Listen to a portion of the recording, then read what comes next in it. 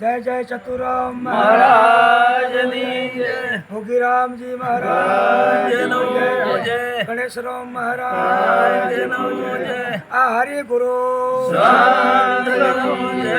જગ્યા ભોગની જય. આનંદ કરાવે એમના મહાત પિતાની જય.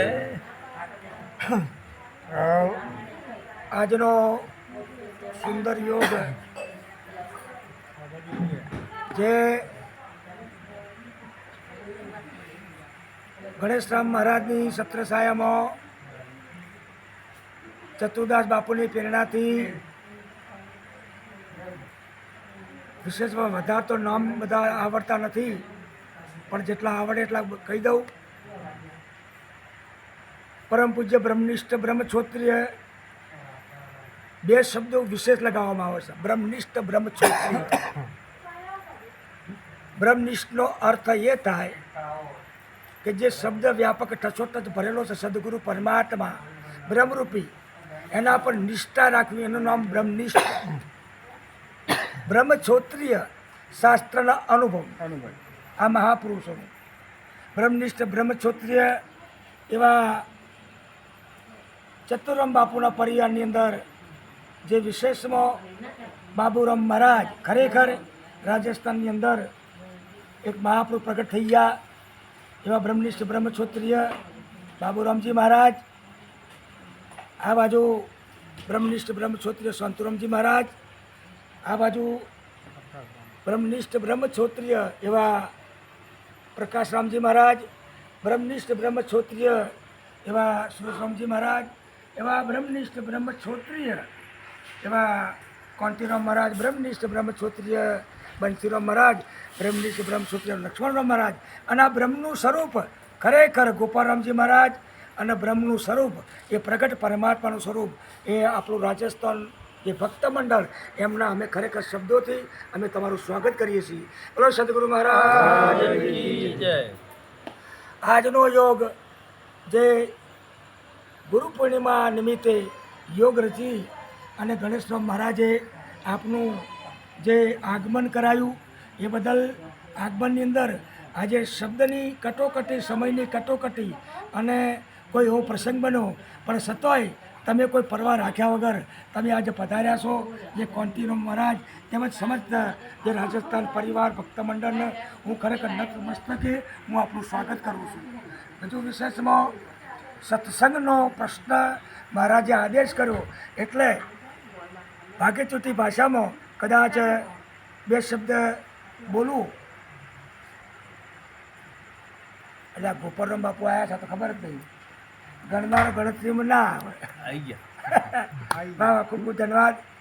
સત્સંગ તો એક જ વખત થાય, જેમ દીકરીના લગ્ન એક જ વખત થાય એમાં સત્સંગ એક વખત થાય. તો ક્યારે થાય? સદગુરુના સાનિધ્યમાં જ્યાં પસે હું કોણ હરિ કોણ એસી બુજત વાણ, સદગુરુ કો ખોજત ફિરે તાકો મુમુક્ષ જાણ. હું દેહની અંદર કોણ છું, પરમાત્મા શું છે, પરમાત્મા કેવા છે, પરમાત્મા કયો રહેશે, હું કોણ હરિ કોણ એસી બુજત વાણ. એટલે પૂછવું, જેને તેને પૂછવું કે પરમાત્મા કયો છે, કેવા છે, હું કોણ હરિ કોણ એસી બુજત વાણ, સદગુરુ કો ખોજત ફિરે તાકો મુમુક્ષ જાણ. આજે રાજસ્થાન પરિવારે જે ચતુરદાસ મહારાજને ખોજી જાણ્યા છે, રાજસ્થાન ભક્ત મંડળે ચતુરદાસ મહારાજને ખોજી અને હું કોણ હરિ કોણ આત્માનો પરિચય કરાયો છે, આત્માનો અનુભવ કરાયો છે. એવા ખરેખર ચતુરદાસ મહારાજના ચરણોમાં ખરેખર નતમસ્તકે હું કરોડોવાર વંદન કરું છું. બીજું વિશેષમાં જે ચતુરદાસ મહારાજનો શરીર હાલ છે કે નથી એ તો તમે જાણો છો, પણ ચતુરદાસ મહારાજે એક વચન હુપ્યો છે. ચતુરદાસ મહારાજ એક વચન એવો ઉપ્યો છે કે આજે ગણેશરામ મહારાજને હું આશીર્વાદ આપું છું. આજે હું ચતુરામ મહારાજ છું એવું નક્કી જાણજો. એવા ગણેશરામ મહારાજ આપણે સમક્ષ બેઠા છે. નતમસ્તકે એમને પણ આપણે વંદન કરીશું. બોલો સદગુરુ મહારાજની જય. ગણેશરામ મહારાજની જય. હવે સત્સંગનો અર્થ એ થાય સત્ય વસ્તુને જાણવી. સત્ય વસ્તુને જાણવી તો સત્ય કેવું છે, સત્ય વસ્તુ એવી છે ન આવે ન જાય એવું છે. તો જેને ગુરુના ચરણ સેવ્યા, જેને ગુરુના ચરણ સેવ્યા, જેને જમ રાજા શું કરે, તખત તેવણીના તીરમાં એ તો સુનમો સમાધિ ધરે જેને ગુરુના ચરણ સેવા જેને જમરાજા શું કરે? ચરણનો અર્થ થાય વચન, જેને ચરણ સેવવું, અને જેને જેને ગુરુ વચન ઉપર નિષ્ઠા રાખી એને જમરાજાનો શું કરે? તો જમરાજાનો શું અર્થ થાય? નિરોધ બાપુ બોલ્યા છે, નિરોધ બાપુ કુંડળિયા બોલ્યા છે, કરલે આત્મબોધ, કરલે આત્મબોધ, બોધ સે બંધન છૂટે, કાળ કર્મ કટ જાય, નહીં જમ કીકર લૂટે. અરે ત્રણ કાળમાં જમશે જ નહીં, પણ ક્યારે સાચા સદગુરુ મળી જાય ત્યારે જમનો બાદ થાય, જન્મ મરણનો બાદ થાય. કરલે આત્મબોધ, બોધ સે બંધન તૂટે, કાળ કર્મ કટ જાય, નહીં જમ કીકર લૂટે, परमार्थ में के काज कहूँ मैं बात बेरानी, समझो वहाँ को सीख नहीं तो पीछी बानी, समझ समझ ले सार प्रेम पुरुषोत्तम पावे, पकड़ो वहाँ की बॉय आवा पुरुषनी बॉय पकड़ो, पकड़ो वहाँ की बॉय अवर कुछ काम ना आवे. कवि कहे निरोट भ्रम का लगड़ा तूटे, भ्रम જે છે ને એ લગડું તૂટી જાય, ભ્રમ કા લગડા તૂટે. કરલે આત્મબોધ, આત્મનો અર્થ થાય આત્મ તત્વ ચીનો નહીં, સબ સાધના જૂઠી. નરસિંહ બાપુ કહેશે આત્મ તત્વ ચીનો નહીં, સબ સાધના જૂઠી. તો આ દેહની અંદર હું કોણ છું? હમણાં સુંદર પદ બોલ્યા, મને સદગુરુ મળ્યા પૂરા, અગમ નિગમની ગમલાદી, જ્ઞાને શબ્દ વલોયો, તત્વરૂપી તોરબાજી. તત્વ આની અંદર જે પરમ તત્વ, જે પ્રગટ તત્વ બોલી રહ્યું છે, એ ગુરુ વિના જ્ઞાન ના મળે, ગુરુ વિના ના મળે ભેદ, ગુરુ વિના સંશય ના મટે. જય જય ગુરુદેવ. તો શેરડીમાંથી સાર કાઢ્યો, સાકર પાડ્યું નામ, વહી નામ નીચે કિયા હોય અમરો રામ. તમારા દેહની અંદર તમને જ નક્કી કરાયા છે, બીજા કોઈને નક્કી કરાયા નથી. આવું છે નિરોધ બાપુનું જ્ઞાન. અને એ ચતુર્દાસ મહારાજે આજે તમે વિચાર કરો, રાજસ્થાનની અંદર ખૂણે ખૂણે નહીં પણ અત્યારે પહાડોની અંદર ગાજીરું છે. તો ચતુર્દાસ મહારાજને નસ્તમસ્તકે હું વંદન કરું છું. બીજું વિશેષમાં આ જ્ઞાનને પચાવવું, નિરોધનું જ્ઞાન ને પણ કોઈ બી જ્ઞાનને પચાવવું એ મહત્વનું છે. જેને જેને જ્ઞાન પચાવ્યું, આજે ઢોર આખો દિવસ ચારો ચરે પણ જો વાગોળે નહીં ને તો મરી જાય. એમાં આપણે ગુરુ મહારાજને જ્ઞાનને પચાવવાનું છે. તો પચાવવાનો અર્થ શું થાય? પચાવ્યા પછી કઈ દશા આવે?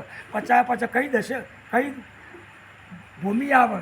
તો એ વખતે દાસ ભૂમિ આવે. કઈ ભૂમિ આવે? હા, દાસ ભૂમિ આવી જાય. જ્ઞાન પચાવો તો દાસ ભૂમિ આવી જાય. હું કાંઈ નથી, જે છે મારો ગુરુ છે. અને તમારામાં આપણામાં આપણા ગુરુ જ બોલી રહ્યા છે, એટલે બોલે બીજો નહીં. પરમેશ્વર પોતે અજ્ઞાની ઓથડો આખો છે ને પોતે, એટલે તમને સ્વયં નથી કર્યા છે.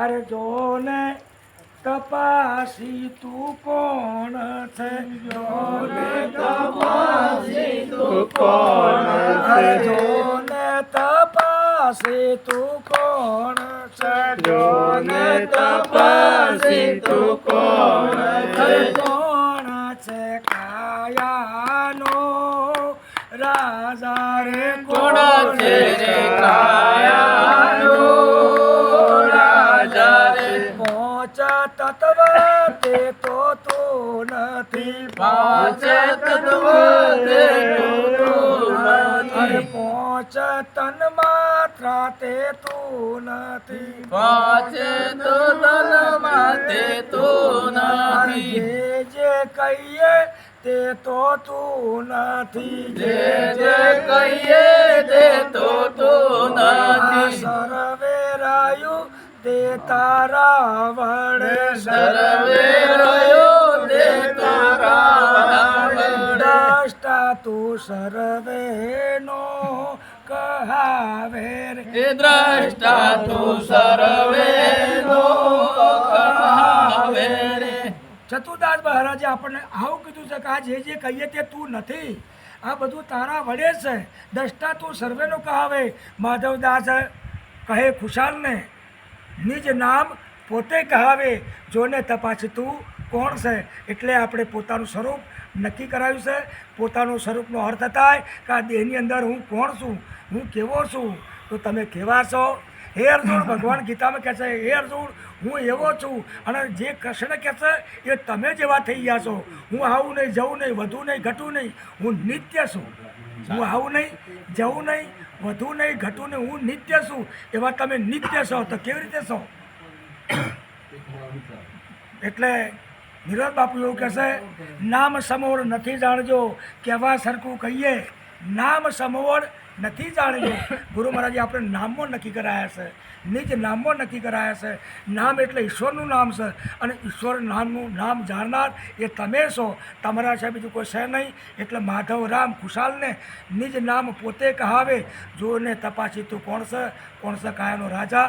આવો ઉપદેશ આપણો ચતુરામ મહારાજે કર્યો છે. એટલે ચતુરામ મહારાજની જય, ગણેશરામ મહારાજની જય, બોલો સદગુરુ મહારાજની જય. આટલું બોલી મારી વાણી વિરામ આપું છું.